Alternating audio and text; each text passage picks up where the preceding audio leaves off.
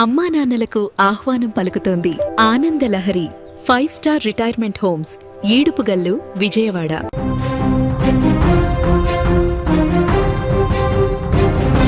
హైదరాబాద్ పాత బస్తీలో rowdy sheeters ఆగడాలు పెచ్చుమీరిపోతున్నాయి. తాజాగా కాలాపత్ర ప్రాంతంలో రౌడీ షీటర్ అసద్ అతని గ్యాంగ్ చేసిన దాడి స్థానికంగా తీవ్ర భయాందోళన కలగజేసింది. చట్టాన్ని పోలీసులు ఏమాత్రం లెక్క చేయకుండా వారు జరుపుతున్నటువంటి దాడి దృశ్యాలు సీసీ కెమెరాల్లో కూడా రికార్డ్ అయ్యాయి. కాలాపత్ర పోలీస్ స్టేషన్ పరిధిలోని ఫాతిమా ఆసుపత్రి వద్ద ఈ దారుణం జరిగింది.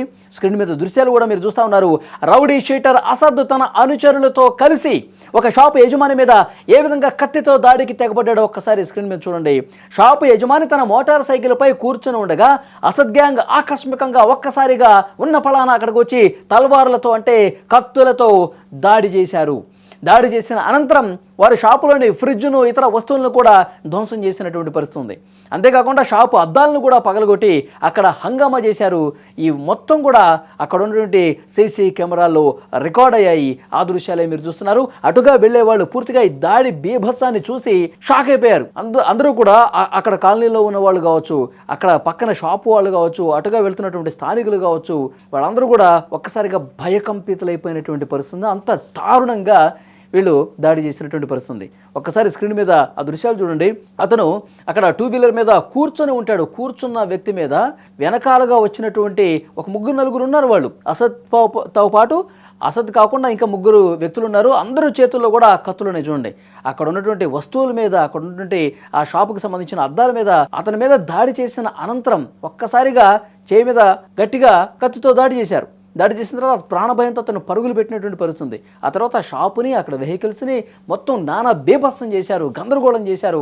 అటుగా వెళ్లే వాళ్ళు కూడా భయపడుతూ నడుచుకుంటూ వెళ్తున్నటువంటి దృశ్యాలు కూడా చాలా క్లియర్గా మీ దృశ్యాలు చూస్తుంటే అర్థమవుతుంది. ఈ ఘటనతో మొత్తం కూడా అందరూ షాక్ అయిపోయారు. రౌడీ షీటర్ పాత నేరస్తుడిగా పోలీసులు కూడా చెప్తా ఉన్నారు. రౌడీ షీటర్ అసద్ ఆగడాలపై అప్పటి నగర పోలీస్ కమిషనర్ సిబి ఆనంద్ గతంలోనే పీడీ యాక్ట్ కూడా నమోదు చేశారు. అసద్ నేర ప్రవృత్తిని పరిగణలోకి తీసుకున్న పోలీసులు అతనిపై రాష్ట్ర బహిష్కరణ కూడా చేసినటువంటి పరిస్థితి ఉంది. రాష్ట్ర బహిష్కరణ ఉత్తర్వులు ఉన్నప్పటికీ అసద్ పాత బస్తీలో ఏ విధంగా తిరుగుతున్నాడు, ఈ దాడికి అసలు వాస్తవ కారణాలేంటి, ఈ కోణంలో పోలీసులు దర్యాప్తు అయితే చేస్తున్నారు. సీసీటీవీ ఫుటేజ్ ఆధారంగా పోలీసులు కేసు నమోదు చేసి నిందితుల కోసం గాలింపు చర్యలు కూడా తీసుకున్నారు. ఈ ఘటన తర్వాత ఆ దాడి చేసిన తర్వాత షాప్ మీద కూడా దాడి చేసిన తర్వాత వెంటనే అక్కడి నుంచి వెళ్ళిపోయారు. ఇప్పుడు వాళ్ళ కోసం 4 బృందాలు గాలిస్తున్నటువంటి పరిస్థితి. గతంలో ఉన్నటువంటి కేసులు కూడా అతని మీద చాలానే ఉన్నాయి. రౌడీ షీటర్ల వరుస దాడులతో పాత బస్తీ ప్రజలు ఇళ్ల నుంచి బయటికి రావాలంటే భయపడిపోతున్నారు.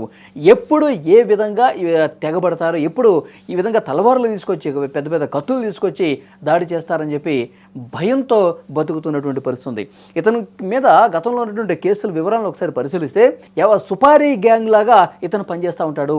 ఎవరన్నా డబ్బులు ఇచ్చి పలానా వ్యక్తి మీద బెదిరించు, పలానా వ్యక్తి మీద దాడి చేయి, పలానా వ్యక్తిని చంపేయంటే ఆ విధంగా డబ్బులు తీసుకొని ఈ విధంగా దాడులు చేసేటువంటి నేర చరిత్ర ఈ అసద్ అండ్ గ్యాంగ్కి ఉన్నట్టుగా పోలీసులు ఇస్తున్నటువంటి ఇన్ఫర్మేషన్ బట్టి అర్థమవుతుంది. సో ప్రస్తుతం పోలీసులు వీళ్ళ కోసం గాలింపు అయితే చేస్తున్నారు. గతంలో బహిష్కరణ వేటు వేసినప్పటికీ కూడా వీళ్ళు ఇంకా నగరంలో ఏ విధంగా తిరుగుతున్నారు అంటే పోలీసులు సరైనటువంటి నిఘా పెట్టట్లేదా, వీళ్ళు పోలీసుల కళ్ళుగప్పి కూడా ఈ విధంగా నేరాలు కొనసాగిస్తూ ఉన్నారా, ప్రస్తుతం ఆ బాధితుల నుంచి కూడా ఇన్ఫర్మేషన్ తీసుకుంటున్నారు.